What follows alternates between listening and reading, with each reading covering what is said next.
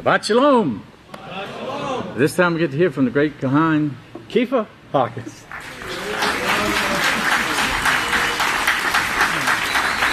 Shabbat Shalom, everyone. Praise Yahweh. You may be seated. May the peace of Yahweh truly be with each and every one of you. Get situated here. Oh, praise Yahweh.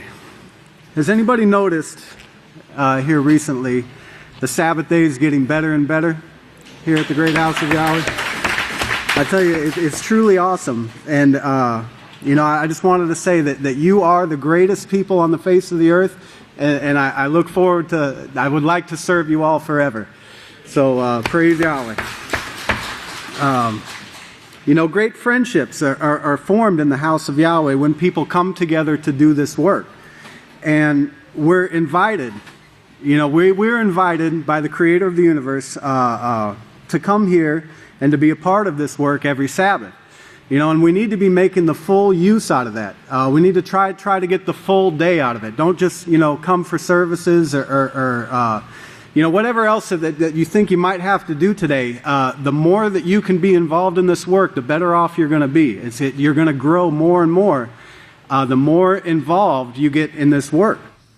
And it doesn't matter if you're new, and you don't know anybody, and maybe you might be a little bit shy or nervous to be with the people, or if you're old and you maybe don't know where you fit in. Nobody is here. Nobody who is here, to serve Yahweh with a willing and obedient heart should ever feel isolated or left out in the house of Yahweh, because there is an unbreakable bond of unity between all those who will submit to Yahweh's law. And, let's turn to Psalms 68. Psalm 68, that's found on page 459.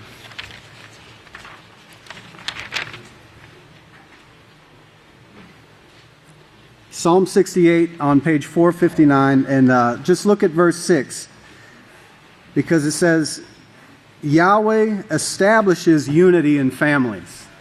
And this is done through our obedience to Yahweh. If you want your children to obey you obey Yahweh. You set the example for those children. But it goes so with the entire house of Yahweh. Once we are in unity with Yahweh, we are in unity with each other. And we come to that unity through our obedience. But it says, Yahweh establishes unity in families, and He leads out the prisoners into enjoyments, while only the rebels still inhabit a parched land. Now, even if problems do arise with brethren, in between us, we still have that unity because we know how to get those problems resolved. If two people are willing to go to the house of Yahweh, seek an answer, and then live by that answer, there's nothing that can't be resolved between people. And that is a great strength that we have here in the house of Yahweh. We need to be quick to forgive others, quick to ask for forgiveness. And those are our instructions. If we live by them, we will be in unity forever. Look at Psalms 110 real quick. That's found on page 480. Psalms 110 and verse 3. And just to further, add to this point, he says, your people will have proved themselves obedient to the law. And notice, on that day that you go forth in power, they will unite with you, arrayed in their holy garments. Okay, so these are great promises that we have, but we have to do a little work to get there. And, the house of Yahweh is where Yahweh is training this great people to put an end to sin forever. That's what's going on in the house of Yahweh. And we can only achieve that power if we get all rebellion out of our lives completely. Let's turn to page 235 in the book of Yahweh. Page 235, that's 1 Samuel.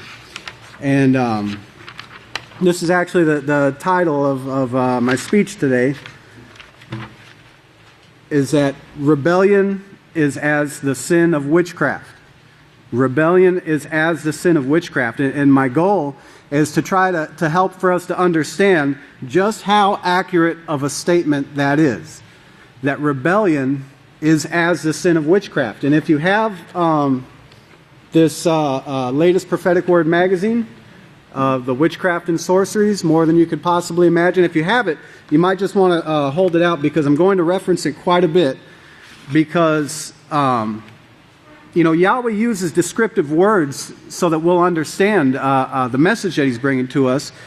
But in this July 2012 Prophetic Word magazine, Yahweh exposes the witchcraft and sorceries that are widely practiced in this world today. And on page 19, we get a close look at some of the documented effects that these forms of witchcraft and sorcery have. Now, in that prophetic word on page 19, there's really a great small little article here about the use of marijuana. Because in the world, this is looked at as the harmless drug. This is the one that nobody really thinks too much of. It's like, oh, well, he just smokes pot. It's not like he's smoking crack. It's not like he's drinking and driving. He's just smoking pot. Well, this is a great article, because if you look at what this man is saying, this is David Powelson. He's an MD, formerly chief of psychiatry at Cowell Hospital at the University of California at Berkeley. If anybody should know about the use of marijuana, it should be somebody at California, Berkeley. And but notice he says in this article that at one time he advocated legalizing the use of marijuana. At one time he bought into this with the rest of the world out there and said, this isn't too bad. But notice through his research and through his continual work in this field, what he came up with is that later, after more evidence was available, he wrote, "Now I believe that marijuana is the most dangerous drug." Okay, and he said it's the most dangerous drug that we contend with because in its early use, it's beguiling. Remember that word, beguiling. The user is given an illusion of feeling good, his words, and those are accurate. He cannot sense the deterioration of his mental and physiological process. Okay, so he doesn't know. He doesn't know that inside his mind is deteriorating. And I don't know how many people caught this in the news this week. They had that case out in Florida where that man had gone crazy and eaten the other man's face. They call it, a lot of different, the cannibal case, zombie or whatever. But they found out that it wasn't bath salts after all. They were blaming this man's actions based upon a synthetic type of marijuana that they call bath salts. Well, now they found out that it wasn't that. It was just regular marijuana that was in the man's system. Now, when you think about that, that can't be a harmless drug. Something that can affect a man's mind to the point where he's growling, eating another man's face while he's, it's really the lowest point that a person could get to. It's just like a savage beast, and it's all due to rebellion. And now, I'm sure there was more things going on in his mind, but this marijuana had this effect to continually deteriorate his mental and physiological process. Now, what I really wanted to concentrate on is the second part of this article. It says, its continued use leads to delusional thinking. Delusional. I don't know how many people are familiar with that word delusional, but it means that it's a false belief held in spite of invalidating evidence, especially as a condition of certain forms of mental illness. But it's a false belief, even though you show somebody a proof and say, look, here it is. This is the House of Yahweh established in prophecy. Here's all the prophecies to prove this. Nah, I don't believe it. You could write books. You could give sermons. You could remove any shadow of a logical doubt. No, I don't believe that. It's delusional. Their way of thinking is delusional. And this is exactly what the Scriptures show us. If you turn over to Deuteronomy 29, we're actually warned here in the law, in Deuteronomy chapter 29, what this brings about. And the way Yahweh describes this, what takes place in the mind through rebellion, is to me it's just incredible how descriptive all these words are. But delusional thinking, Deuteronomy 29, and let's look at verse 19. He says, I solemnly entreat you to enter into a covenant and an oath. Why? Look, so it will never come to pass that when one hears the words of this curse, that he can congratulate and delude himself in his heart and erroneously think that I will still have peace and safety. Even though I persist in going my own way, it'll be okay. No, it won't. Yahweh will hold, let's look, he says, he has acted presumptuously, and he is as a drunkard. Notice another description there. He's as a drunkard. Well, what is a drunkard? Totally out of control. Totally out of control. I don't know, let's look at page 21 of this prophetic word if you have it. But a drunkard is totally out of control. They have no reasoning ability if you've ever dealt with them before. On page 21 of this prophetic word, it said that Satan, by continual teaching against Yahweh and his laws, has caused the inhabitants of this world to act as one who is drunk, empty-headed, and out of control. So that's a pastor reiterating the effects of rebellion. And notice how rebellion comes to pass. It's through this continual teaching against Yahweh and his laws. Now remember that pastor has recently told us in a sermon that rebellion, he said that the strongest sin of all is rebellion. And remember, he also said the size of that rebellion, it's not so much relevant. People tend to think that, because it's not a real big thing that I've done, my little rebellion is okay. No, it's not. Any type of rebellion that's still within us needs to be a priority that we need to get out of. And like what Pastor said last week, no, we don't have any more time. We need to do it now. I always remembered because one of the stupid things that I used to do, I used to smoke cigarettes, and when it came time to quit, I would always hear other people they would talk about, like, I'm working on it while they're smoking. And I'm not trying to pick on smokers, but this is like such a perfect example because you're not working on it while you're smoking. Work entitles like an action. You're working on it when you forget what, you don't know what to do with your hands and you're jittery and you feel like every second is taking an hour. But, the great thing about that is that it only lasts for a couple weeks and you start to get over it, if you determine in your mind to do it. And like what pastors taught us in the Peaceful Solution is anything, anything you want to overcome. Yeah, it's going to be difficult at first. It's going to be awkward because a lot of these things we've done our whole lives, and nothing is real easily put down that you've been doing your whole life. So once you make up your mind to do it, though, you can do it. Like I said, it's going to be pretty rough for a little while, but that's when you're working on it. And then after that, it's done. It'll be something that you used to do, and oh yeah, I remember that. Boy, that was a sure waste of money and time. But trying to reason, with an individual who has rebelled against Yahweh's only established work on the face of the earth is just like trying to reason with a drunkard. It's pointless because they will not accept anything. Their mind is full of delusion. But on page 19 of the prophetic word, he goes into detail with this definition of hallucinate. And remember, marijuana is what they call a hallucinogen. But to hallucinate, the very first word in the definition here means a dream. A dream. So it's kind of like, you're dreaming while you're awake.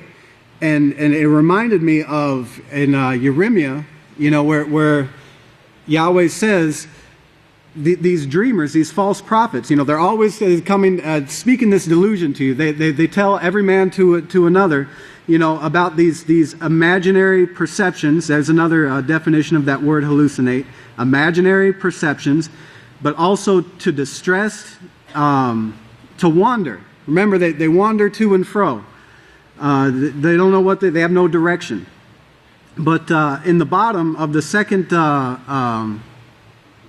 explanation there, he says, a completely unfounded, this is hallucination, a completely unfounded or mistaken impression or notion. So it's completely unfounded. And it goes back to, what I was saying in the beginning, that you could show a person all the evidence in the world. That doesn't matter. Their unfounded or mistaken impression is what they're going to go on. It's a delusion. Now, remember, none of the wicked will understand. On page 227, I've been reading over this Unveiling Satan book here recently, and there's a lot of great information in that book that we really need to go over. Sometimes we think, well, I read that book and I already know who Satan is, Get it off the shelf. Get the dust off it. There's great beneficial, useful information in all the books that the House of Yahweh has brought out for us. But praise Yahweh. But in that book on page 227, it says that Hillel taught rebellion to mankind through deception. So it wasn't possible just to say, you need to rebel against Yahweh. You had to go out and create this deception first, so that mankind would have this false sense of security to back up on. But we see in Genesis 1, we see evidence of this in Genesis 1. That's found on page 1 of your book of Yahweh. Genesis 1. And in verse 2, we see that word darkness. And you see the side note B there. Okay. And Pastor's got for us the definition here on the side of the word darkness. It meaning to be led astray because of false doctrine. So all the more we have to be on guard in our life to not accept any kind of false doctrine. Whether it's somebody actually coming and trying to convince us that there's another way, or if it's our own carnal mind trying to say that I don't have to follow that rule. That rule is a little bit overboard. No, it's not. What we need to practice is obedience in the house of Yahweh. And every rule, every instruction that comes forth from the house of Yahweh needs to be sought after, with everything we've got. Because this is what we're proving to Yahweh through our obedience to these instructions. But in Yachanan 3:19, we see something else here, another motivating factor behind these deceptions. And Yachanan 3 in verse 19, I'll get you a page number here in a second. 3:19 says that now this is that's on page 817. But now this is the condemnation.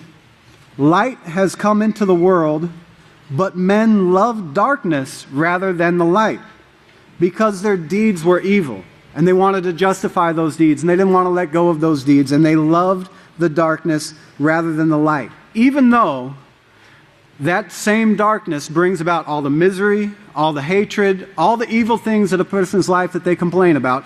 That's its root. But they still want to hold on to that darkness.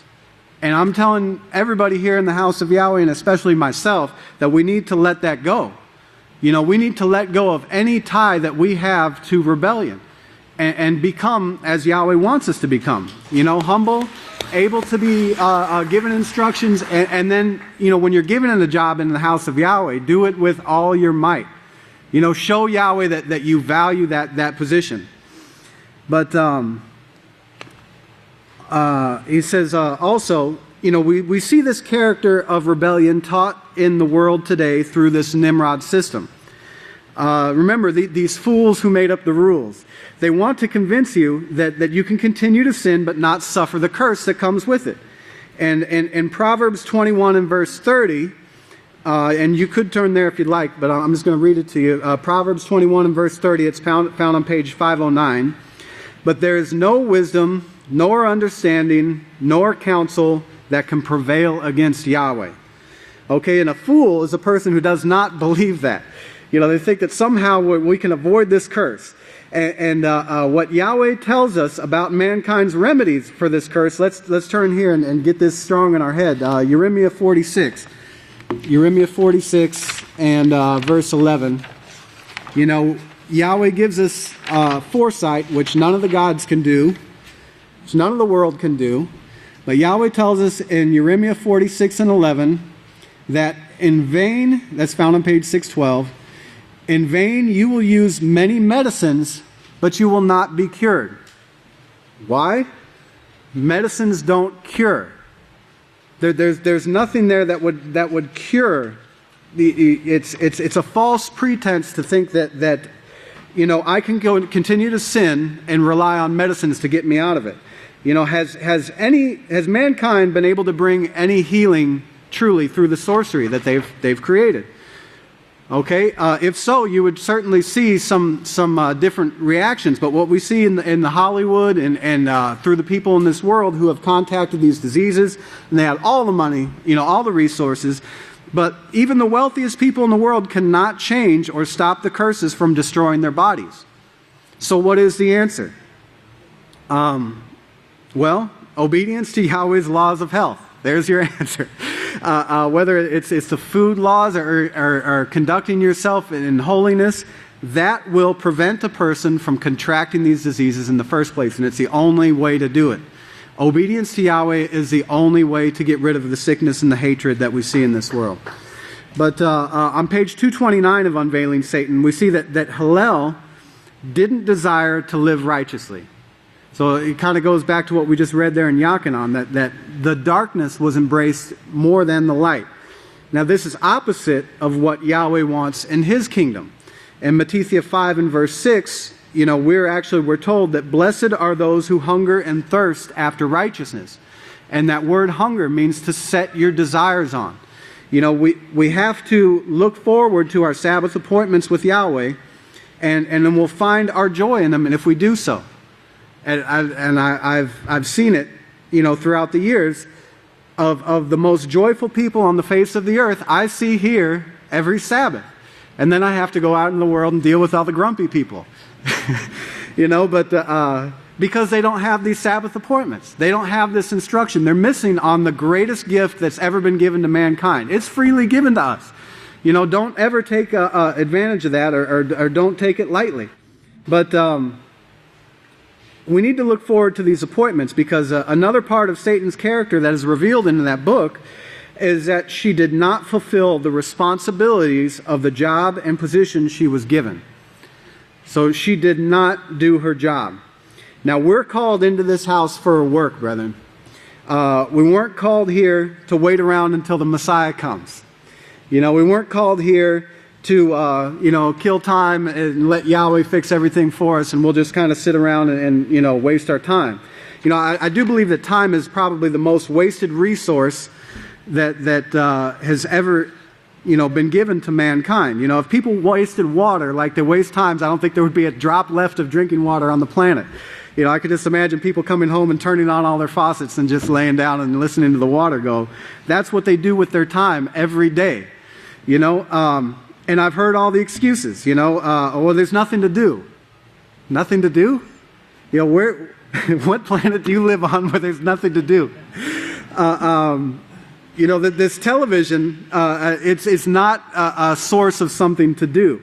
It's a source of rotting your brain. But, I'm sure if you called Pastor and asked him, he could find you something to do. And you wouldn't have to go that far. Ask anybody. Ask your counselors. Ask your kohanas. In the house of Yahweh, we'll find you something to do other than watching television. I guarantee it. But also another one, I was bored, so, I wanted to go hang out with so-and-so. I've heard those types of excuses. But remember, our instructions were to redeem this time. We have to redeem this time. I'm looking at the clock right now. It's like, it's moving. But because the days are evil. I remember a few years ago, somebody was telling me that they played video games because it kept them out of trouble. Now, do you believe that that's a true statement, that video games keep you out of trouble? Okay, I didn't think so. But I wanted to go into depth with this a little bit because I know some people really hold on to that deception because I've heard it from two different people. on 2 separate occasions, and it's a completely delusional deception. There's nothing true about that statement. Okay, and first off, I wanted you to understand that the power to resist sin, it's not found in video games. It's not found in your TV. It's not found in any worldly music. It's only found at the house of Yahweh, and it's taught through self-control. If you really wanted to avoid going out to bars, and because this was the argument that, well, it keeps me from going to bars, it keeps me out of trouble, I don't commit fornication, I'm home playing a video game. Well, that video game has no power to keep you out of bars. There's people who go to bars that still play video games, so that's a lie. Don't try to tell me that this is the truth when it's not. But the word trouble, I don't know how many people are even familiar with the word trouble that you're supposedly kept out of, but it means to distress. We actually read that in the definition of hallucinate. But it means to distress, which literally means to hinder.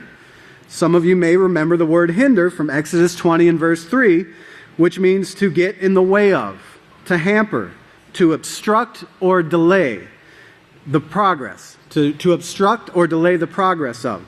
So by playing video games, watching movies, listening to worldly music, any of that garbage, you are hampering, obstructing, and delaying the progress of your own conversion. You are in trouble, not out of trouble. So in addition to that, you can't compare one sin with another and think that this justifies your sin. You can't say, well, it's keep me from committing fornication, so this is okay. Well, what if you were committing fornication? Couldn't you just say, well, I'm only committing fornication, I'm not holding somebody up with gunpoint or something like that? Well, what if you were holding somebody out with a gunpoint? Oh, at least I'm not a serial killer. Where does it end? Quit trying to justify this stuff and learn to be obedient, because Yahweh's way is true. Okay? So if you want to occupy yourself and you give yourself something to do, I got a great project for all you gamers out there. You take that thing and you see what it will withstand, and record it. Start with the sledgehammer, get your safety glasses on, because you're going to make some sparks. But start with that sledgehammer and see if you can't, write down and record what that does to your video game system there.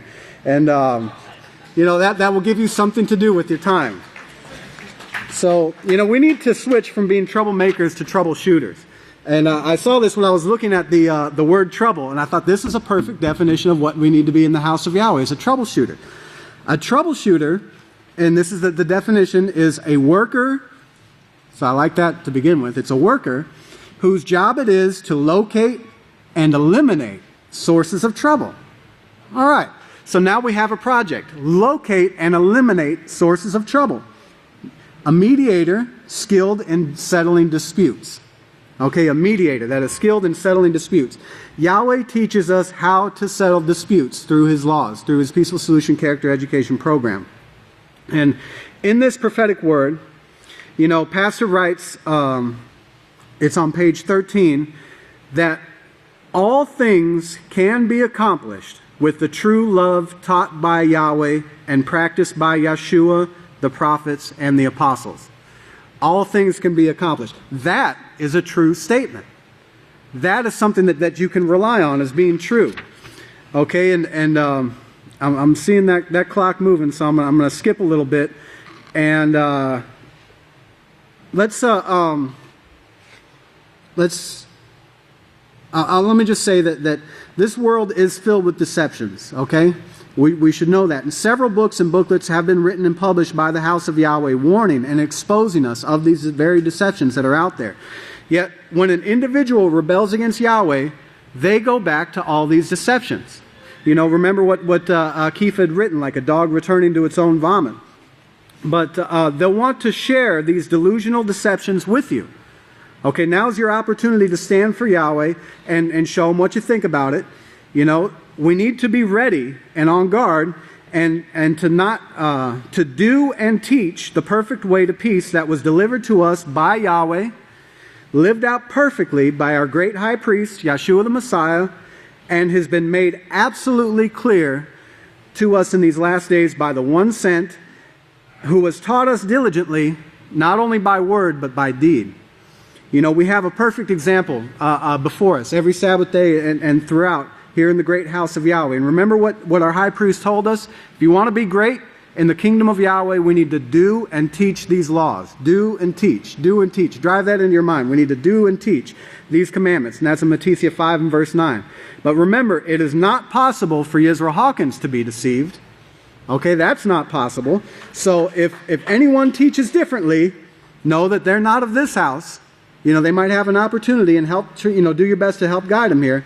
But no matter what they say, they will do the will of their teacher, who is Satan. But we need to do the will of our teacher, who is Yisrael Hawkins. And with that, if you all please stand. May Yahweh bless your understanding, and I'll turn the services to the great Kohan Zephaniah Hawkins. Praise God. Shalom, everyone. May the peace of Yahweh be with each and every one of you. Please be seated. We're going to, today we're going to revisit a story that's come back up in the news, and it's this story about Sandusky, which in order to understand it, you could real quick turn over to Romans 9:29. But this is what's going on here, is what's being exposed is the teachings of the house and of Scripture, which tells us about how these institutions and governments really, Romans 9:29, and Isaiah said before us, unless Yahweh of Sabbath hosts had left us a seed, we would have become like Sodom, and we would have been made like Gomorrah, and we would have become sodomy, is really, the pastor has clarified that. We would have taken up this religion that practices this practice. And so we're going to replay stories that we played from November 7th, 2011, showing the Penn State, the arrests of these officials and the extensiveness of this molestation, and how the prosecutor himself was killed in 2005. And it turns out he was a Catholic, and he's been declared dead. He was declared dead in July of 2011 because they couldn't find his body. And then they talk about how there were rumors that this Sandusky was actually selling these young men to huge donors to the organization, the Pennsylvania State, Penn State University. And then we have a story that's old too, but we didn't play this before, how Penn State appointed Louis Freeh as an independent investigator.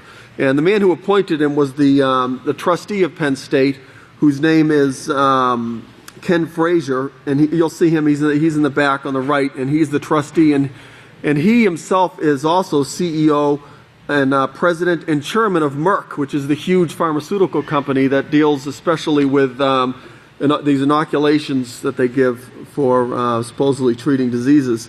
And he attended Harvard Law School, and then I want to point out who Louis Freeh is, because Louis Freeh's job here is to hide how extensive this problem is of molestation. And he is a member of, he's a devout Catholic, and he's a member of Opus Dei. Now remember what the work of Yahweh is, that you believe into the one sent. And part of the work of Yahweh is that you believe Romans 9:29, that the Catholic Church and the governments as a whole and all these institutions, their main goal is to convert everyone to sodomy. And this man here, it says he denies being a member of it, but all his children are a member of this organization called Opus Dei. And Opus Dei in Latin means work of God. In fact, they call it the work. And Opus Dei's own website says, Opus Dei is a Catholic institution founded by Saint Jose Marie Escobar. Its mission is to spread the message that work in the circumstances of everyday life are occasions for growing closer to God, for serving others, and for improving society. And what this means is, you can serve the Catholic Church in the jobs that you get, and so you can take advantage of these circumstances to promote their doctrine. So this man's job, Louis Freeh, and he was connected to Waco and he was connected to Ruby Ridge. He was in the FBI. He was the director of the FBI around those times, and he made sure that that those things got swept under the carpet. And it says that Opus Dei is a prelature, and a prelature is an ecclesiastical dignitary of high rank. In the modern Roman Catholic Church, prelates are those who exercise the public power of the church. So this man who's in charge, supposedly, of investigating this thing thoroughly, is he's one who exercises the public power of the Catholic Church. So they're going to sweep this thing under the carpet. They're going to throw this man in jail, but they're going to make sure that the world does not understand that what's going on here is described in Romans 9:29. Okay, so let's play the video. Pay close attention. What you're about to see is Bible prophecy being fulfilled.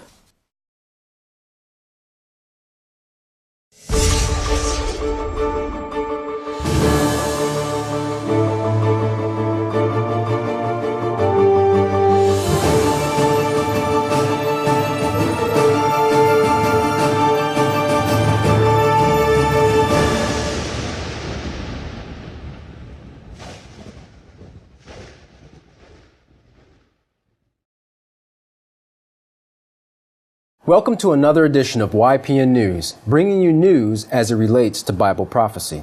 Well, Jeff, in light of the recent developments and the verdict reached of the Jerry Sandusky case, tonight here at YPN, we're going to take you back to November of 2011, when YPN was bringing you news as this particular case unfolded.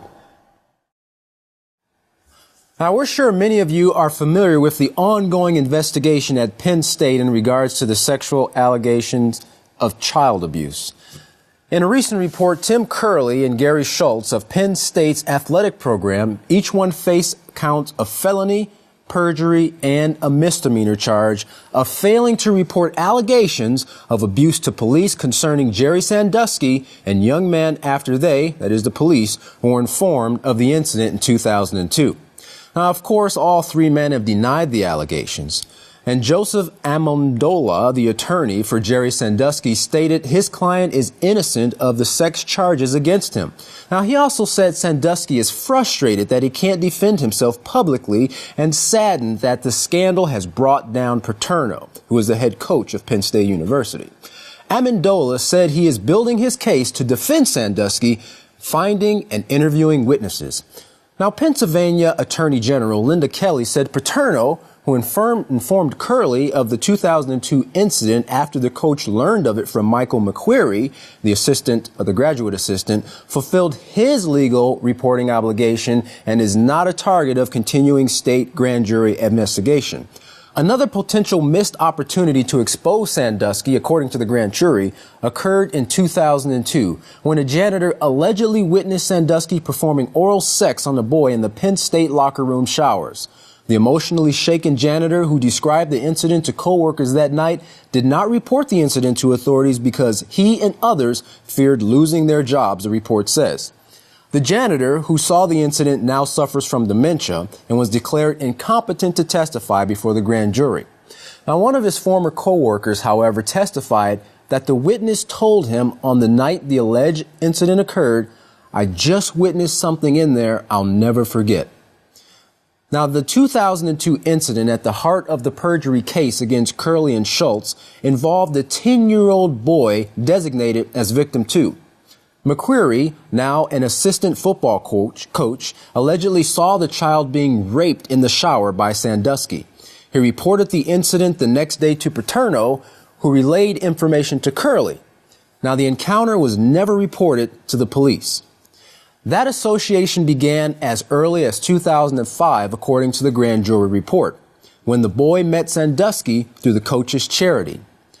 Their encounters progressed from outings to sleepovers at Sandusky's home, where the coach allegedly began visiting the boy in the basement bedroom to massage and crack his back, the report said. The activities led to more sexually explicit encounters. In 2007 and 2008, the victim testified Sandusky allegedly performed oral sex on him more than 20 times, the grand jury report says. Now, victim 1 did not want to engage in sexual contact with Sandusky and knew it was wrong, according to the grand jury report, adding that the boy asked his mother to tell Sandusky that he was not home when the coach called that boy's house. Now, of course, these occurrences are not isolated cases. In fact, hundreds of boys and girls are molested every day within our global society, and most of these cases go unreported, leaving these children to grow up and carry with them the emotional burden of being sexually abused, which often leads them to becoming abusers themselves. But more on that when we return to the studio. Right now, we're going to go to our field correspondent, Jeffrey Heimerman, who has more shocking developments in this sinister case. Jeff, what have you found out? Katan, many new developments are coming forth even as we speak.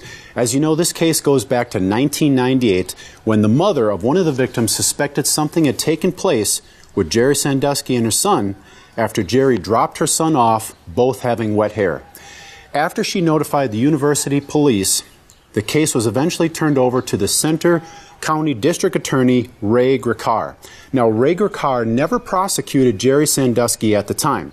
And here's where the story really takes a strange twist. In April 2005, the then District Attorney Ray Griccar mysteriously disappeared. His car was found some 50 miles away from his home with his keys, wallet, and laptop all missing. Now, his body has still never been recovered. The laptop was found sometime later in a nearby river with the hard drive missing. Katan, one would have to wonder why someone as important and high up as a district attorney would all of a sudden disappear. Wow. Wow, that's really strange. Does anybody have any other ideas as to what's going on or any other strange occurrences? Katan, another shocking and disturbing development in this case was made by Pittsburgh radio host Mark Madden. Now, in April of this year, he wrote a story revealing Penn State is behind much of the cover-up of the Jerry Sandusky alleged child rape sex scandal going on right now that's been unfolding this past week. Now, at the time, many people really didn't pay much attention to it, but right now it's looking extremely credible. Now, in an interview with the Dennis and the Callahan show, this is what host Mark Madden had to say. He said, "I can give you a rumor, and I can give you something I think might happen. I hear there's a rumor and that there will be more shocking development from the Second Mile Foundation. And hold on to your stomachs, boys. This is gross. I will use the only language I can, that Jerry Sandusky and the Second Mile were pimping out young boys to rich donors." He went on to say, "I normally abhor giving rumors credence, but the whole Sandusky scandal started out as a rumor, and it gets deeper and more disgusting all the time." Mark Mann went on to say, "Another thing I think may eventually become uncovered, and I talked about this in my original article in April, is that I think they'll find out that Jerry Sandusky was told that he had to retire in exchange for a cover-up. If you look at the timeline, that makes perfect sense, doesn't it?" Still quoting. "My opinion is when Sandusky quit, everybody knew, not just Penn State." Madden added, "I think it was a very poorly kept secret about college football in general, and that is why he never coached in college football again and retired at a relatively young age." That's a young age for a coach, certainly. At Katan, it looks like the Second Mile was the perfect cover-up for Jerry Sandusky. Amazing. What methods of persuasion did he use to draw in these victims? Well, Katan, one of the methods of persuasion that Jerry Sandusky used on his victims was the giving of gifts. Victims testified receiving shoes, clothes, golf clubs, hockey gear, even tickets to the college football games at Penn State. Now, one victim even testified that Jerry Sandusky gave him $50 to buy marijuana, that he drove him there to pick it up, and then let him smoke it on the way home. Now, Penn State's reputation has suffered as a result of the Sandusky sex scandal. Not wanting to hurt their football program that brings in $70 million per year, the university tried to, in their words, restore its reputation by bringing in a devout Roman Catholic who's also the former director of the FBI, Louis Freeh, to lead the investigation. At the time of the sexual abuse charges, Penn State's trustees announced they would conduct their own full and complete investigation into the matter. Penn State trustee Kenneth Frazier, who is also the president and CEO of Merck & Company, a large pharmaceutical company, told reporters that Louis Freeh was selected in part because he has no connections to the university. Now, Kenneth Frazier himself is a Harvard graduate, and remember, Harvard is the oldest institute of higher learning in the United States. Now, just to bring you up to speed with the developments in the case against Jerry Sandusky. Less than a week ago, a jury reached a unanimous verdict. Jerry Sandusky guilty on 45 of 48 charges of sexually abusing young men. Now, of course, there was cheering outside the courtroom after the verdict was announced. And later on, Sandusky was led out of the courthouse in handcuffs, where he is likely to spend the rest of his life in prison, which, as we have reported before on YPN News, there is nothing there that will teach him how to develop his character in a positive way. Well, up next is something that would teach Jerry Sandusky, as well as everyone else in this world, how to develop positive character, and that's the teachings of Yisrayl Hawkins. He's been teaching the truth for over 50 years and exposing the religious system, the Roman Catholic Church, that is responsible for all these sex abuse cases. Pay close attention as he exposes the Catholic Church and shows you how to come out of this abominable system. From all of us here at YPN News, I'm Jeffrey Heimerman. And I'm Katana Alexander. Thanks for watching.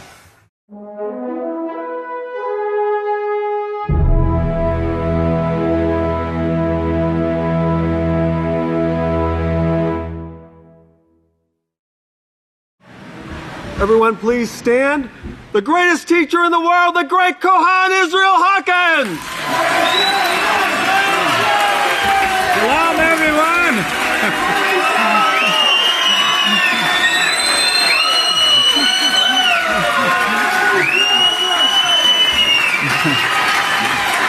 Wow, what a beautiful crowd today. Come on, one last time. There you go. You may be seated. May the peace of Yahweh be with each and every one of you. Hated to show all that, but I needed to get it in your mind that what this world is, and the fact that Sandusky is actually innocent of this mess that's going on. He's just a victim of it, like all the children that are being raped and molested. The House of Yahweh is bringing about a change that will change all of this. Sandusky will probably be one that will teach the truth, and he may even make it into the kingdom. There's no telling, or at least have eternal life. Not the kingdom, but have eternal life. He could if Yahweh wanted him to. But let's see, I was trying to figure out this date. I think I have it mixed up, but 81 million. The last week on a new program we have has reached 923,194.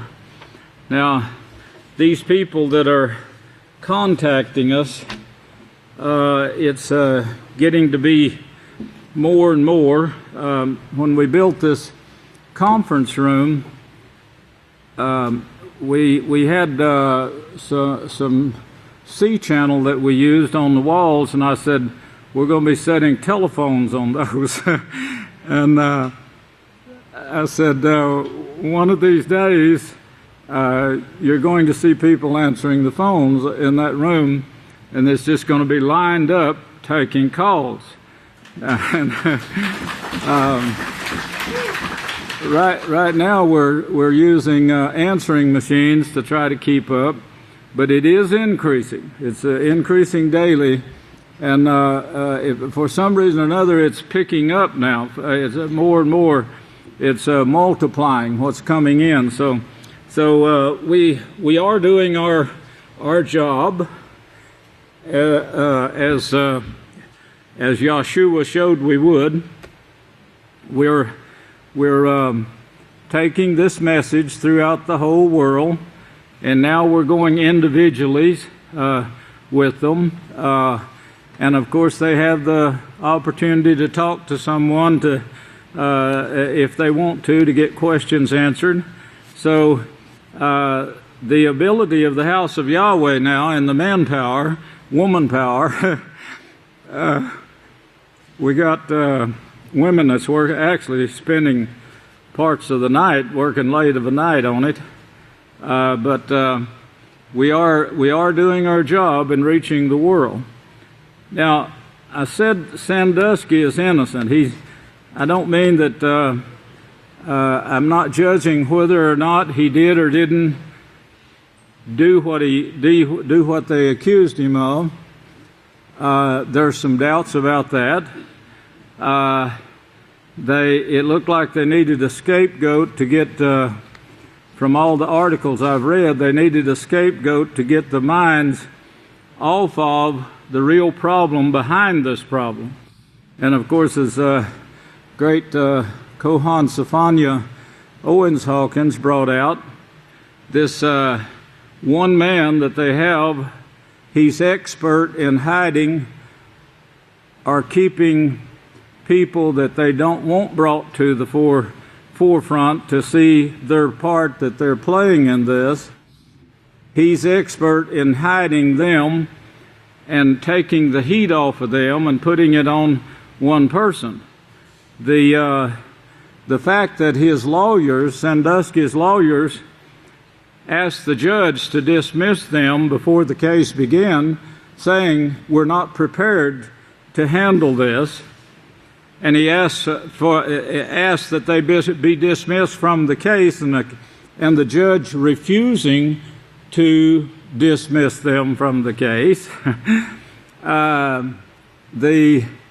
Of course, that's one of the rules for appeal, and a great one. So they may, and this is what they intend to do. The truth may actually come out in this. The truth may be that they will involve all of Penn State leadership. If you've studied anything about Penn State, you know it's run by the Catholics and contributed to by our government by taxes.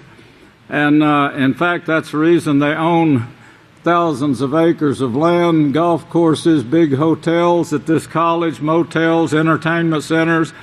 It's all there, and of course being paid for with tax dollars.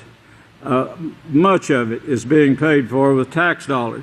It's not a little thing that's taking place here. What's behind this is what took place years and years ago, as Romans 9:29 shows. And of course, the whole world has gone this way, and they of course they want to cover it up. They want to keep it hidden, but this is one of the mysteries that is being revealed right now. It's Mystery Babylon religion. In studying some of the scriptures this morning, I had called the great Kohan Yehuda to get some information on a name that the King James Version used. And I said, I know this has to do with a religion, but the word that they use, my books wouldn't give the information, and he tracked it down, and of course it goes right back to Babylon. Well, what we see in Penn State and of course Washington, D.C., I hate to say that, but we see ancient Babylon and Rome. You could almost classify them as twin cities. Because the same thing that was taught, that is being taught in Rome today, and here in the United States, run by Rome, guided by Rome, is the same thing that was being taught in Babylon. And when we had righteous prophets at one time in Israel, in the land of Israel, and in Jerusalem. Well, of course, that was taken over by this group. And that's the reason the apostle said, if Yahweh had not saved the seed, certain seed, then we would be just like Sodom and Gomorrah. We would all be sodomites, because that's the idea, is to turn people to this religion. It's I told you before, they named this holy. If you notice, they use that word quite a bit. They won't use the word righteousness, because righteousness means keeping Yahweh's law. But they actually named sodomy Kadash, Hebrew Kadash, which means holy. Kadash means holy. Well, of course, they name sodomy holy. Now, their people know when they talk of something holy, they say holy or holiness, they know they're talking about sodomy. These are the sodomites that have taken over the lands. I want you to turn over to Yochanan, the 6th chapter, and I want to show you Yahshua's judgments and then how this world came down to where it is today. And they may sweep all this under the mat and say, you know, we solved the problem. That's the only piece of trash we had in Penn State, and we got it behind bars now, so we're clean again. And our integrity is shining bright once again. Well, it's almost like a laugh, you know, but at the same time, billions of people are being hurt by this Babylonian teaching and the cover-ups that go with it, and of course the children that they're bringing out on the news. That's just a drop in a huge cloud of rain, just one drop compared to what is going on in this world. And the more you study it, the more you see how widespread it is. It's not just here, it's everywhere. It's all over the world. While at the same time, every form of true holiness is being attacked, as we will see. In Yochanan 8, Yahshua says a lot in this chapter, but Yochanan 8 and verse 1, he shows here in the last part of verse 2, let's just read it. But Yahshua went to the Mount of Olives, and early in the morning he returned to the sacred precincts of the House of Yahweh. The House of Yahweh was still standing at that time, and it was still called the House of Yahweh by the disciples and by Yahshua and their followers, although they were trying to get them to stop using the name Yahweh, and they would condemn them every time they did, and they would arrest those people, bring them before the priest to be judged, and then they would condemn them to stoning or secret deaths, cutting off their heads, anything to get rid of people who were calling the temple the House of Yahweh. They didn't want that name used, and like they told Jeremiah, don't prophesy in the name Yahweh anymore or we'll kill you. Well, they were doing that throughout Israel and Jerusalem. And here he says the precincts of the House of Yahweh, and this is the way the apostle wrote it in the original, and then they changed it later, of course, and they said House of Lord and House of the Lord, and they called it all kinds of things, and settled lately then on calling it the temple. All the people came to him. Now, if you notice, he drew some crowds, Yahshua did, and he was teaching what we're teaching today, the laws and the prophecies, being ordained at that time to bring these personally to the people that would listen to him. There was quite a following built up. They weren't the House of Yahweh, but they had a lot of truth. Now, these are the ones that fought later for that truth. They wanted to hang on to it. Some of these people knew nothing more than the Sabbath day.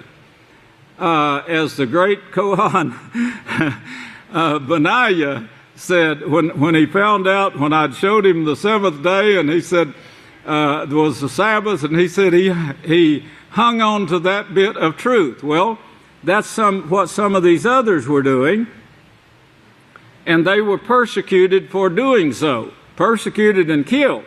There were billions, some historians say trillions, killed. Then the scribes and the Pharisees brought a woman to him who had been taken in adultery. Adultery, sodomy, it's all sin. If you break one law, you're guilty of all. Now remember this. Remember this. That's what the apostle said that was guided and taught by Yeshua, if you break one law, you're guilty of breaking them all. So if you break the law of adultery or fornication, then you're guilty of sodomy, breaking the Sabbath, rebellion, all of it. You really need, as the great Kohan Kiefer Reynolds Hawkins brought out, you really need to put all of these first and foremost. Seek these laws equally, because they've all got to be kept in practice. We're not going into Yahweh's kingdom to defile it by breaking a law. One law. Not even one law. Well, this woman was caught in adultery. Now, when they had set her in the midst, they said to him, Teacher, this woman was taken in adultery in the very act. Now, the law of Moshe commanded that she be stoned, but what do you say? They asked this to try to trap him, that they might have something in which to accuse him. You know, this same thing is going on today with everyone led by Satan. They listen to our sermons in order to try to find something to try to trap the house of Yahweh. Try to say, aha, look at there. He said thee instead of thy.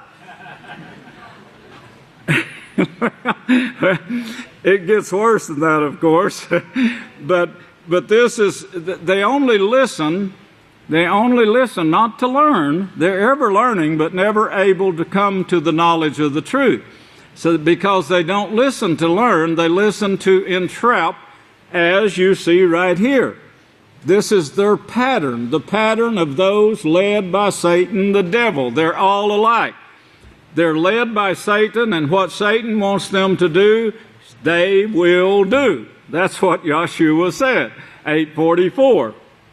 Well, here he said, then Yeshua stooped down and wrote on the ground with his finger. So when they continued asking him, he straightened himself up and said to them, he who is without sin.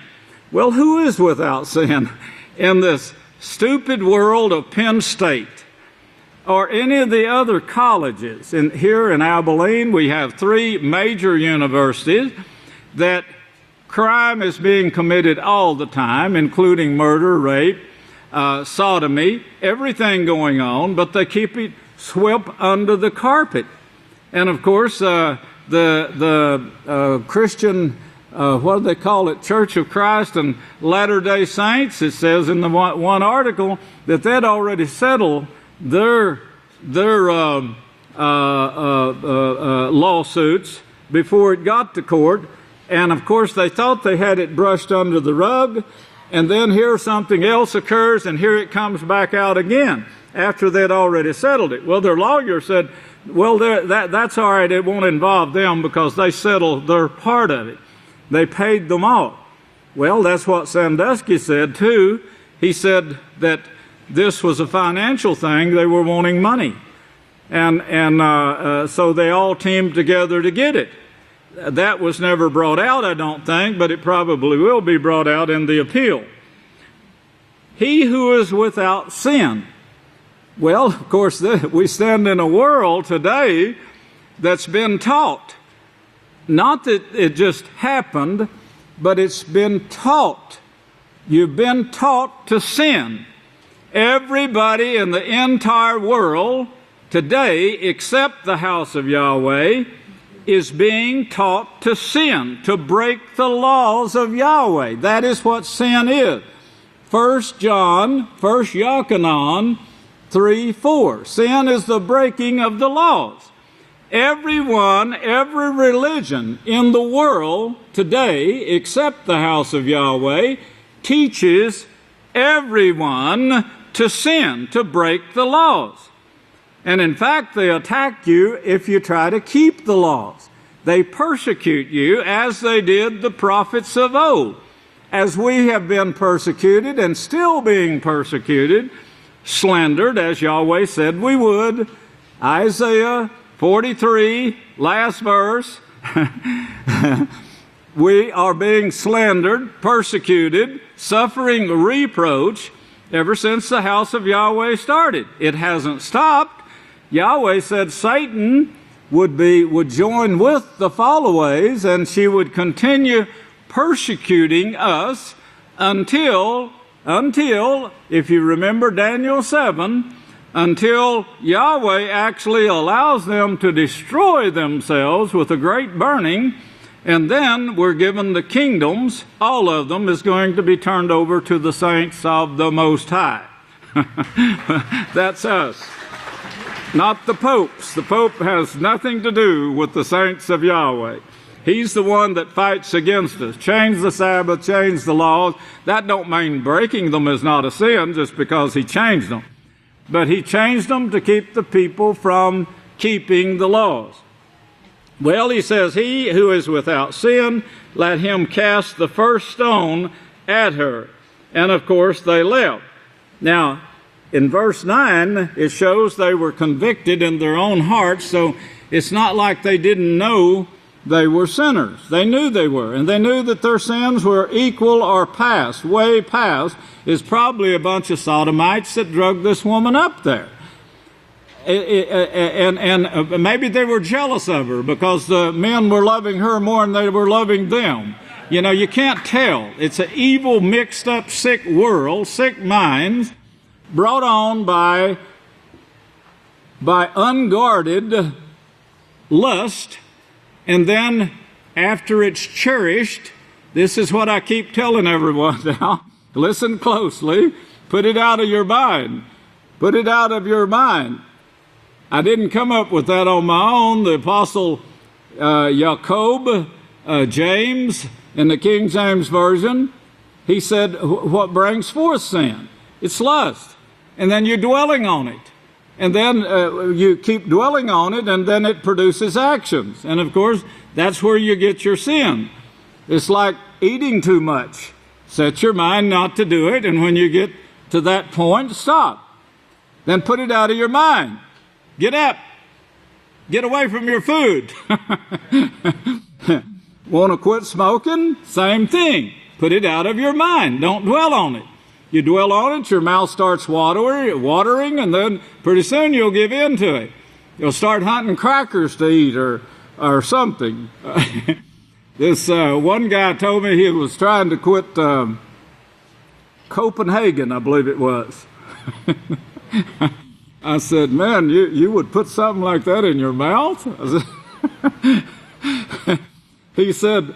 He said after about the third day, he started looking for a place where somebody had spit so he could lick it.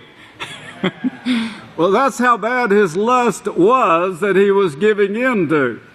I think after today's information on marijuana, maybe even a marijuana smoker would not want to get near that stuff again, you know, unless you want to eat some flesh. It gets that bad. And it seems to me like there's proof of it now. Well, he says in verse 9, he said, went out one by one, beginning with the elders, then the last, and Yeshua was left alone with the woman standing in the midst. When Yeshua had straightened himself up and saw only the woman, he said to her, Woman, where are those accusers of yours? Has no man condemned you? She said, No, teacher. Then Yeshua said to her, This is his judgment now. Take it seriously. Now, apparently this woman was being judged because she became a follower of his and did great things in the work later.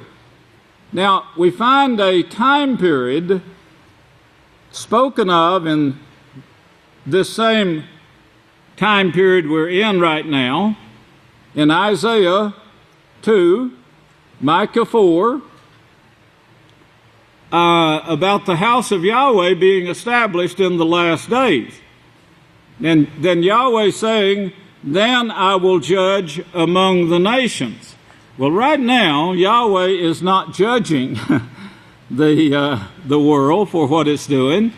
Yeshua said, I don't judge the world. I only judge these that are given to me. And of course, that's you today, because Yahweh said to him, Behold. And part of that word meaning of that behold is judge these people. Judge them, help them, teach them, and other things, but one of it is judge the people. So Yahweh is let the world go to sodomy, whatever they want to do. He said nothing's going to be withheld from them in this time period, and nothing has. This is the reason we see such a sick-minded people who doesn't even know that they're doing wrong. Sandusky was merely following what he's been taught to do probably the most part of his life. He might have been raped by a Catholic priest himself and taught sodomy. I haven't dug that up yet, but maybe there's some information out there that will show his life and how he was abused at one time. This is normally how it comes. The children, the American Indians, the parents were killed off. The children were put in orphanages, paid for with tax dollars, run by Catholic priests, and raped by the same Catholic priest, making them sodomites, all that they possibly could. Those same people were plagued with it later, and they're now confessing and trying to overcome. We can help any sodomite to turn from that sin and become straight. Praise Yahweh. The way we do this, it's a simple routine. It's called the Peaceful Solution Character Education, but it's merely training the person how to channel his lust in a righteous way that will bring benefit to himself and others instead of harm to himself and others. And we show him how to do that. It is as simple as quitting smoking, overeating, or whatever it is you're having trouble with. You can change. We can show you how to channel your lust in a way that is beneficial, in the right direction, and in the original way that man and woman was made. We can show you, teach you how to do it. You can overcome this thing in a matter of months. Remember that word, the Peaceful Solution Character Education Program. Those who are not studying it and applying it in their lives are fools. You're nothing more than a fool if you got that book and you're not applying it in your life. And you'll die in your sins and you'll burn in hell. This is the only chance you'll get, is right here, right now, in this time period when Yahweh is judging everything you do. Well, here he says, she said, no man. He said, no one condemns me, and he said, neither do I. But notice he said, go and sin no more. Yeshua is still saying, sin no more. Or is Penn State listening to that? Is the officials at Rome listening to Yeshua? They claim to follow. No, they don't claim to follow Yeshua. They claim to follow Jesus Christ. Who is Jesus Christ? There's two gods that used to be rabbis before they became known as that name, by that name. And of course, they came out of the land of Egypt. It's so ironic, they don't claim to follow Yeshua. If they even mentioned his name, someone would probably want to stone them in their group. Malachi Martin wrote of the Catholic Church, and he said it's full of devil worshipers. They have more power than the Pope does. The Pope is helpless to do anything about it. He was speaking not of Benedict, but the one before him. And he said he would like to change this. He said that the Vatican is full of sodomites, but there's nothing he can do about it, nothing they can do about it, because they outnumber the others. I thought they were all sodomites myself, and I think Malachi Martin was probably a little bit wrong there, because all of them don't admit it. It's the don't ask, don't tell thing. And of course they've followed that practice. They put it in the army, but now it's beginning to get so majority now that they're coming out and saying, you can go ahead and tell them now. Tell them what you are. Invite them to the party. Well, of course, he says, sin no more. Yeshua says, sin no more. Now, if they'd put the rightful name, or even if they would just read the scripture, they would see that the one called the Savior is saying, don't sin. And that's what the total scripture says.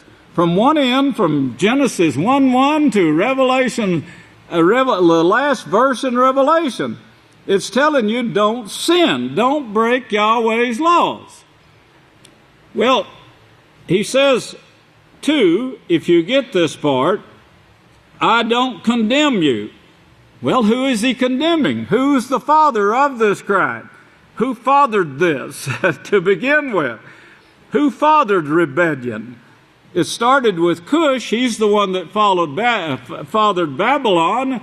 Nimrod, which built Babylon, where they took the people who believed in the prophets. They took them there, taught them literature, tried to teach it to Daniel. The whole story is written for you in the Holy Scriptures if you would just believe what it says. In verse 12, then Yeshua spoke again to them, saying, I am the light of the world. The light of the world says don't sin anymore.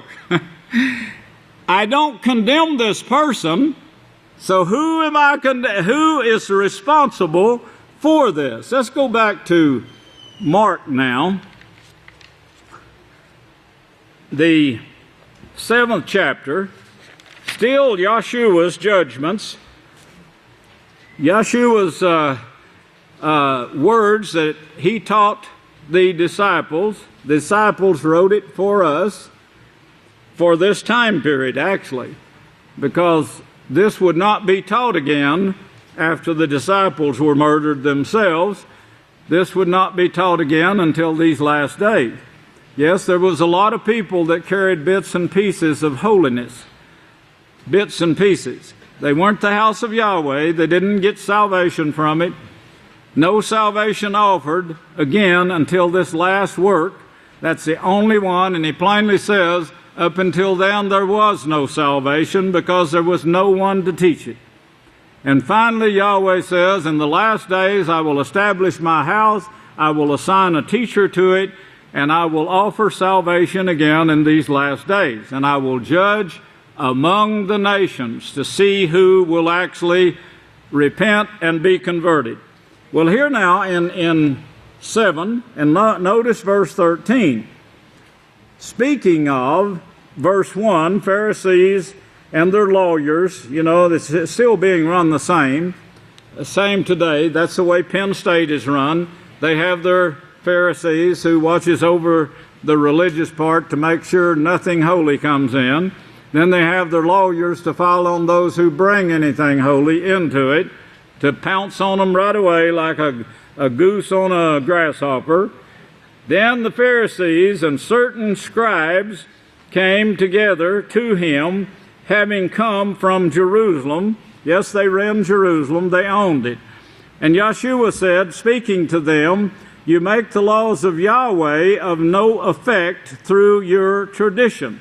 Well, what's he talking about? No effect. If you look over, hold your place, we're going to come back to it. Look over to Psalms. Psalms. Now this is what Yeshua was referring to, Psalms 19. Psalms 19. Yeshua was referring to this right here. This was what the apostles spoke of also. I'll give you time to get it. It's found on page 441. Psalms 19. But remember, he says, you Pharisees, you and your lawyers, you teachers of the people, because they were teaching the same thing that Penn State is teaching today. Same thing that Rome is teaching today.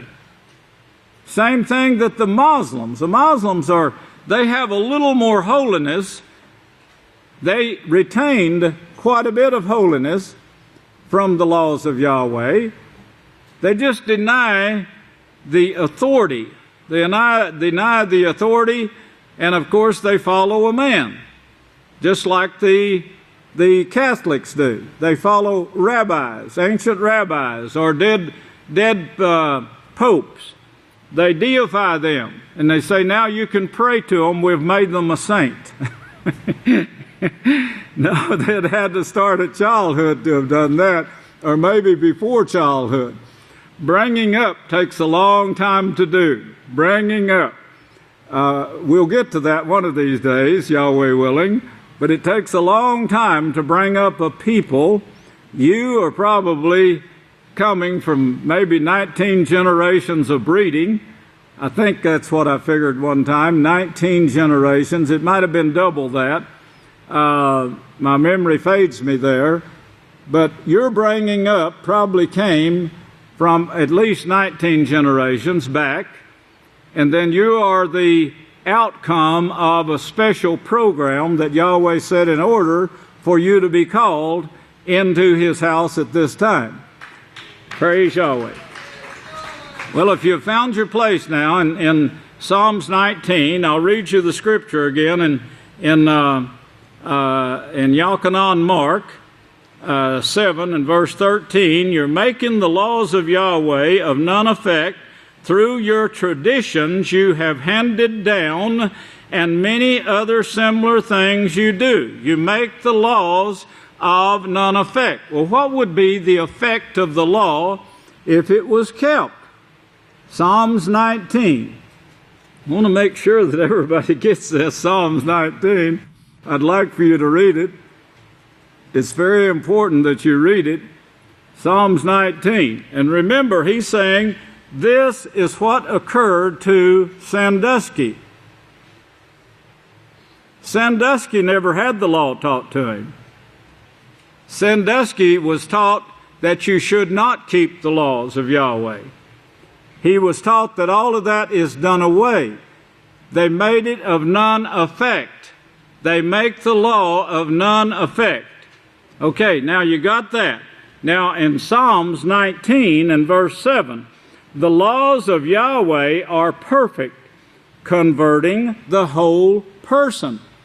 If Sandusky had had the laws taught to him diligently as a child, and maybe some background before that, maybe a few generations before that, of parents getting their hand on a Bible and reading it, then Sandusky would have been in shape for Yahweh to judge at this time, or Yahshua to judge. Well, of course, Yahshua would not judge him guilty. He would not condemn him, as we just saw this in Yalkanan 8, or John 8 if you have a King James Version. No, I don't condemn you for this. So he turns to the Pharisees and says, you've made the law of none effect. He turns to Penn State or the Vatican and said, you've made the law of none effect. These people are not guilty. I don't condemn these people. They're doing what you've taught them to do. And they know that this person is no more guilty than they are. What they want to do is find a scapegoat to get the people's minds off of it so they can say, Penn State is clean now. Once again, we only had this one man doing this. This is the only sinner in the bunch right here. Well, the law of Yahweh is perfect, converting the whole person. The testimony of Yahweh is sure, making the simple ones wise. The statutes of Yahweh are right, rejoicing the heart. And the commandments of Yahweh are pure, bringing understanding to the eyes. The reverence of Yahweh is clean, I don't know why anyone in the house of Yahweh wouldn't reverence Yahweh. It's just beyond me that they would not glorify that being day and night, wake up thinking about him, go to bed thinking about him, and what he's trying to do to a bunch of wicked sinners. The judgments of Yahweh are true and altogether righteous. They're more to be desired than gold, yes. Seek first the kingdom of Yahweh and his righteousness, and the gold will be added to you later. They're more to be desired than gold, yes, than even much fine gold. They are sweeter than honey and the honeycomb. Moreover, by them your servants are warned. Warned? Yes. Sandusky could have been warned if it hadn't have been for the wicked priest at Penn State and other places. No, he was a Methodist. He claims he's a Methodist. Well, the Methodists, they run in the same category with the Baptist and Church of Christ and Latter-day Saints, as they call themselves. If the Latter-day Saints are truly saints, they're sure a long ways from these scriptural saints. The Latter-day Saints, well, maybe that's nature versus the original, as we're fighting today. Well, back to Yochanan now, Yochanan Mark. He says, you noticed you've handed down traditions you have handed down. They weren't written by the prophets. You're a fool if you don't believe all that the prophets have spoken. Well, this is a book called the Talmud, and of course, the Talmud was where the Pharisees got their start. It came from Babylon, called the Babylonian Talmud. That's where they took Daniel, if you remember, and they tried to teach him their literature. They took the best of the best, the healthiest of the healthy, and they said, bring those to the king because we want to teach them our literature so they can help in our cause. They wanted to make sodomites out of them. They wanted to make Catholics out of them. No, that came later. They wanted to make Pharisees, Sadducees, and Essenes out of them. They wanted them to add to the persecution of the true saints of Yahweh.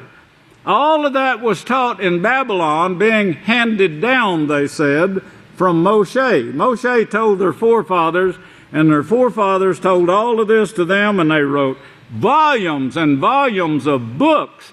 And the things them people had to remember for all those years. They finally put it in a book called the Talmud. And none of them could agree on it. Look back up to verse 5. Then the Pharisees and lawyers asked him, why do your disciples not walk according to the tradition of the elders? And verse 6, he answered and said to them, well has Isaiah prophesied of you, hypocrites, as it were written, this people honors me with their lips, but their hearts are far from me. But in vain they do worship me, Yahweh, teaching for doctrine the commandments of men. Not the commandments written by the holy prophets now, but the commandments of men. That's what they were following. They did not follow the laws of Yahweh. Christianity, the big lie of Christianity was that the Jews kept the laws. And that was what was wrong with them. They kept the laws of Yahweh. They're lying. They know they're lying. The Jews didn't keep the laws. The Savior himself said you don't keep the laws. You had the laws delivered unto you, but you don't keep it. Well, of course, when they started making their separation, these people that knew the laws, they came and said, it's not right that you should have your brother's wife. They had a bit of truth here and there, and they voiced their opinion, and the way they solved it was they arrested him, put him before a judge and lawyers that weren't prepared to defend him, then they sent him to prison. That's the way to solve the problem, right? That's what they wanted to do with me, if you remember. Get him out of the way. Put him in prison. Let him die there. That's their way of solving their problems. And of course, one of the prophets of Yahweh said, "Why do you keep breaking the laws of Yahweh? This is the reason you're not succeeding," he said. Well, what'd they do to him? They killed him between the porch and the altar, Yeshua said. And laying aside, look, verse 8, laying aside the laws of Yahweh. Did you get that? They laid aside the laws of Yahweh. Do you see Penn State teaching the laws of Yahweh today? Any of them? Sandusky, he didn't even know there was a law. He probably still doesn't. So being a Methodist, the Methodists never teach the laws. It's a Methodist. That's what it is. A mess of disinfection. And laying aside the laws of Yahweh, you hold the traditions of men. Then he said to them, how well you reject the laws of Yahweh, so that you may keep your own traditions. Remember what Daniel said, you'll change the laws. Well, this is what Yeshua was talking about. They'd change the laws. And then Isaiah 24, he shows the outcome of this. Let's turn there and read it. I want it on this tape. Isaiah 24. Isaiah 24, this is what Penn State should have been teaching. They should have been teaching their whole roll of students. You know, there's a lot of the students, from what the news says anyway, a lot of the students that were being pimped to be bartered with from the other students. So this was something that is being done big time in this college. Not just a college, it's a Babylonious mess, much like Babylon, maybe even bigger than Babylon and even the Vatican. But here in Isaiah 24, he says, behold, Yahweh makes the earth empty. It's mistranslated. He allows it to become what it is today, and he's going to allow them to almost totally wipe out all of mankind in order to teach them this vital lesson that you can't live in peace without Yahweh's laws of peace. Try to keep it hidden. That's Penn State's motto. Not that they want to be righteous, it's that they want to be unholy, they want to be unrighteous, they don't want to follow the laws of Yahweh, they just don't want it exposed. Well, of course we're exposing them. Not just us, the news media is exposing them, and probably it will get more so, but we started exposing them 40 years ago. Never mentioned their name, but we exposed them for what they are, lawbreakers, sodomites, the whole bunch of them. And that's the reason we're hated today. They hated Yeshua the same way. John, or Yochanan, 15, verse 22, says they hated Yeshua because he exposed their sins. That's the reason they hate the house of Yahweh today, because we expose their sins.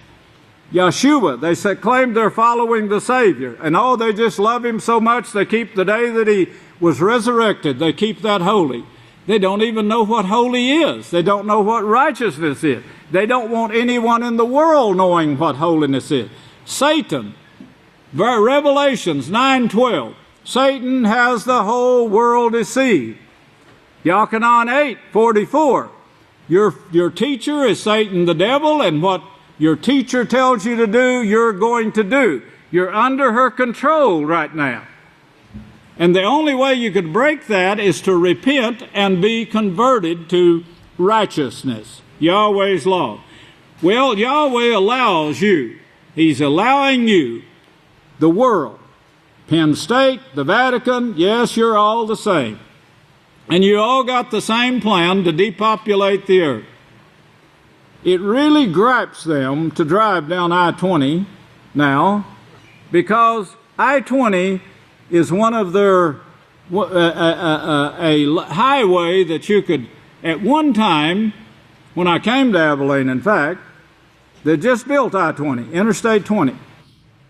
And you could drive leisurely, and you could drive 40 miles an hour if you wanted to, or 35, and really enjoy the country. Can't do it anymore. You're in between two trucks and they're pushing it. Got another one at your left-hand side. And the traffic is almost bumper to bumper. Now this is just a little bit of the big problems that they don't like to see. They want a world with about 2 billion people left alive, so they want to own it themselves, and then they will take all this wealth themselves and live happily ever after, right off into the sunset, like Gene Autry and Roy Rogers. Enjoying life ever after. Well, it's not going to be that way, of course. It's going to be devastated. The earth is going to be devastated. Few men left, and that's when Yahweh will turn this whole mess over to us. Here you are, donkey, straighten this out. And we will. Makes it waste, perverts the face of it, and scatters abroad the inhabitants. It's going to be with the people, and so with the priests they're following, verse 2 there. The earth right now is mourning, verse 4, it's fading away, and the people, the haughty people, Penn State is languishing away. The haughty people of the earth languish. Yes, that's Penn State right now. These people are worried, sick, that the whole truth is going to come out about them on the news. And they're trying their best to keep it under control. They've got a scapegoat, but there's other things lurking already in the news. Now these newsmen may disappear. I think I'm going to pray for the newsmen. Because Satan has killed a lot of people because they were standing up for righteousness. So pray for these newsmen that are exposing the wickedness as we are. The haughty people, Penn State, the Vatican, Washington, D.C., man, they got a range war going on inside of that city now. More people have died there from fighting back and forth than in the gang wars this year than was killed in Afghanistan, they said. And more every day. While I'm talking, there'll probably be 3 or 4 more dead. Well, the earth also is defiled, and of course this is what brings it forth. They start lusting first, then they give in to the lust, and this brings the defilement to the mind. The earth is defiled too, under the inhabitants of it, or by the inhabitants of it, because they've transgressed the law. That's sin, as 1 Yochanan 3:4 said. They changed the ordinance, they made the law of none effect, and broken the everlasting covenant. Listen, Penn State, I'm talking to you. This is what's bringing your problems. The only way to solve them is to repent and be converted and turn this thing around. Praise Yahweh. Because of this, the curse, because of your actions, because you did this, because you're still doing the same thing, the curse has devoured the earth, and they who dwell therein are desolate. Therefore, the inhabitants of the earth will be burned, and few men left. If you look on down to verse 18, last part, the foundations of the earth are shaken. The earth is utterly broken down. The earth is dissolved clean. We're talking about nuclear wars that you're going to bring. The earth is shaken exceedingly. The earth will reel to and fro like a drunkard, and will sway like a hut. The transgressions, sins, your sins, Penn State, Vatican, your sins in it will be heavy upon it. It will fall and not rise again. Well, this is what the earth is facing. We're facing renewing this earth. The house of Yahweh is going to, that's right, we're going to bring back the original. Our time is set to do so. We're going to bring back the original, not only the original beauty, but the original health that was there. We will bring it back to its origin, and then we will resurrect the dead, All the dead. Everyone who's died before. Those who haven't had a chance will be given one. They will be judged by Yahweh as you're being judged right now. Not for the kingdom, of course, but for helpers of the kingdom. May Yahweh bless you, and I'll turn the services back to the next speaker. I love you!